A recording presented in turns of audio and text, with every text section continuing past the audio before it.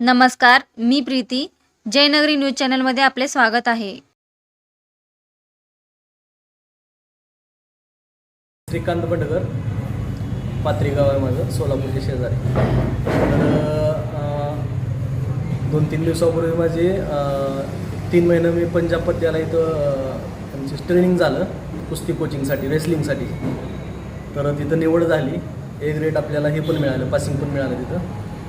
आणि त्याबद्दल इथं गोल तालीमचे सगळे संस्थापक आहेत. आमचे इथं नगरसेवक साहेब आहेत, सुरेशांना पाटील आहेत. यांनी आमचा सत्कार केला, इथं शुभेच्छा दिल्या आम्हाला पुढील वाटचालीसाठी. याबद्दल आम्ही यांचे सगळ्यांचे आभारी आहोत. धन्यवाद.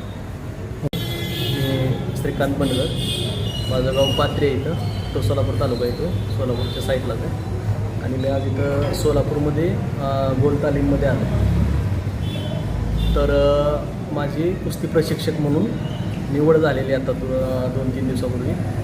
मग हे आपलं शुभेच्छा देण्यासाठी इथं मला बोलवलं होतं. मला एकच सांगायचं आहे की बाबा आजकालची पिढी आहे ते कुस्तीकडं थोडंसं नाही करता. पहिली तर परंपरा आपली देवदेवतापासून चालत आली ही परंपरा कुस्तीची. तर तीच परंपरा पुढे टिकवायसाठी आता कसं झालं, जिमचा हे आला आहे, थोडा ट्रेंड आला आहे. पण जिमचं कसं आहे, हे तात्पुरतं हे बाबा काहीतरी सप्लायमेंट घेऊन ते मसल हे करणं ती करणं. जिम सोडली की पहिल्यापेक्षा परत बॉडी करून तुमचे हे होते. तसं तालमीचं कसं आहे, एकदा तुमचं वळण आलं की तुम्ही खराब झाला किंवा सुधारला काय झालं तरी तुमचा आकार तालमीचा व्यायामाचा कधीच जात नाही मरेपर्यंत. ही एक फायदा. आणि वळण चांगलं लागतं आहे. नॉलेज म्हणजे कोणासंग कसं बोलायचं, कसं वागायचं, व्यसनाच्या आहारी जात नाही, महत्त्वाचा पॉईंट. कुठल्याच प्रकारचं व्यसन, जी काय तुम्ही व्यसनामध्ये जे प्रकारे घेतो तर कुठल्याच प्रकारच्या व्यसनमध्ये जाऊ शकत नाही मरेपर्यंत पैलवान, चांगली त्याने हे केली तर मनापासून. हे तालमीचा फायदा आहे. आणि लहानपणापासून तालमीची सवय तुम्ही मुलांना लावा, शरीर पण त्याचं सशक्त राहील, मजबूत राहील, आरोग्य चांगलं राहील आणि नॉलेज पण चांगलं येईल बाबा. आणि महत्त्वाचे म्हणजे डिसिप्लिन. खेळाडूसाठी डिसिप्लिन लय महत्त्वाचं. आणि ते पैलवानकीत सगळ्यात जास्त पैलवान आधी आला तर मोठ्या मोठ्या माणसांच्या आधी पायाला हात लावून दर्शन घेतो. हे कशासाठी? व ही संस्कृती पहिल्यापासून चालत आली. असं दुसरीकडे कुठं जास्त तुम्ही बघत नाही, ही पैलवानकीतच बघता तुम्ही जास्त. ह्या काय गोष्टी आहेत, आपलं जीवन जगायला सुद्धा शिकून जातो आपण यातनं. नुसतं कुस्ती खेळतो किंवा पैलवान झाला ह्याच गोष्टी नाही, अदर पण आपण जीवनात काय काय करायचं, कसं जगायचं, ह्या गोष्टी यातनं शिकायला मिळतात तुम्हाला. आणि ते तुमच्या रेग्युलर जीवनातसुद्धा फायद्याचे येतात. म्हणूनसाठी कुस्तीकडं तुम्ही वळवणं, आपल्या मुलांना तालमीचं सवय लावणं, हे आजकालच्या पालकांनी सुद्धा जास्त विचार केला पाहिजे. थोडंसं लक्ष दिलं पाहिजे. शाळा नाही असं नाही, शाळा बी असली पाहिजे तुमच्याबरोबर, पण हे सुद्धा भरपूर गरजेचं आहे आजच्या काळात. त्यामुळे कुस्तीची आवड कधीपासून आहे? मला कुस्तीची आवड तशी लहानपणापासून माझे चुलते होते तालमीत, बाहेर अकलूजला होते. मग मी काहीतरी आश्रमशाळेत होतो कामतीला. आश्रमशाळेतून काढून मला 7वीतून तालमीत नेलं. त्यावेळेस 7वी, 8वी, 9वी, 10वी. 9वीला माझं स्टेटला मेडल बसलं आणि 10वीला माझं नॅशनलला मेडल बसलं. परत 12वीला युनिव्हर्सिटीला मेडल बसलं. आणि तिथून थोडीशी इंज्युरी झाली मला.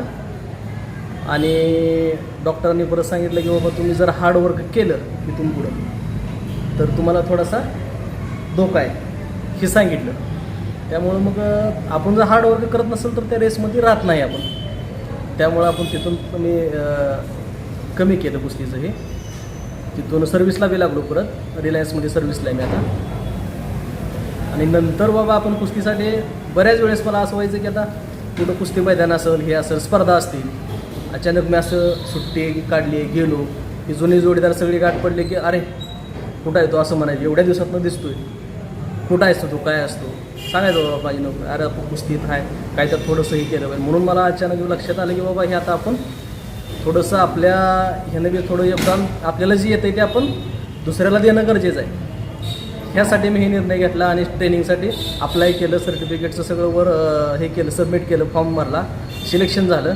नंतर ट्रेनिंग घेतली पत्याला जाऊन पंजाबला आणि कोर्स कंप्लीट करून आता मी इथून पुढं जे आहे नोकरी माझी राहील किंवा सोडली ही भाग वेगळा, पण मी हे कुस्तीसाठी मी जे शिकलो आहे काय ते मी सर्वसामान्यांच्या, गोरगरिबांच्या जी मुलं आहेत नवीन येणारी त्यांना माझ्याकडनं जेवढं मला शिकवता येईल तेवढं शिकवण्याचा मी प्रयत्न करेन आणि कुस्तीसाठी इथून पुढचं जे हे काय आयुष्य ते वाहून घेण्याचा मी प्रयत्न नक्की करेन.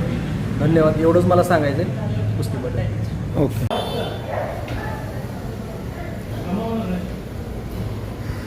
आज गोलतालीमकडून या ठिकाणी कुस्तीपट्टू म्हणून त्यांचं निवड झालेलं आहे पंजाबमध्ये श्रीकांत बनगर यांना शुभेच्छा देण्यासाठी आम्ही सर्वजण या ठिकाणी जमलेलो आहोत. एवढंच आहे की या सोलापूर शहरात किंवा महाराष्ट्रात, राज्यात, देशात कुस्तीला जास्त प्रोत्साहन नाही आहे.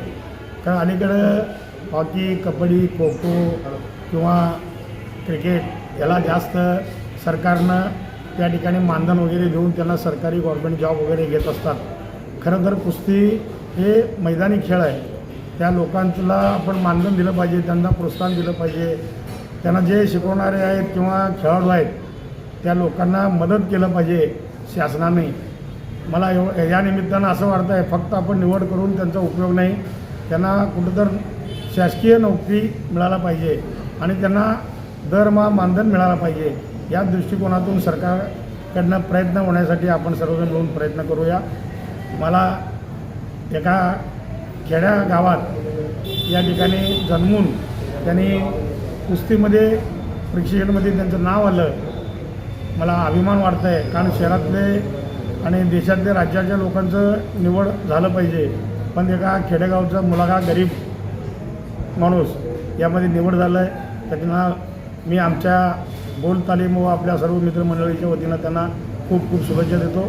तुमचं नाव लौकिक असंच सोलापूर शहरात, देशात, राज्यात व्हायला पाहिजे एवढंच देवाच्याने प्रार्थना करतो. अशाच प्रकारे तुमच्या भागातील बातम्या पाहण्यासाठी जयनगरी चॅनलला लाईक करा, सबस्क्राईब करा, बेल आयकॉनला क्लिक करा आणि शेअर करा.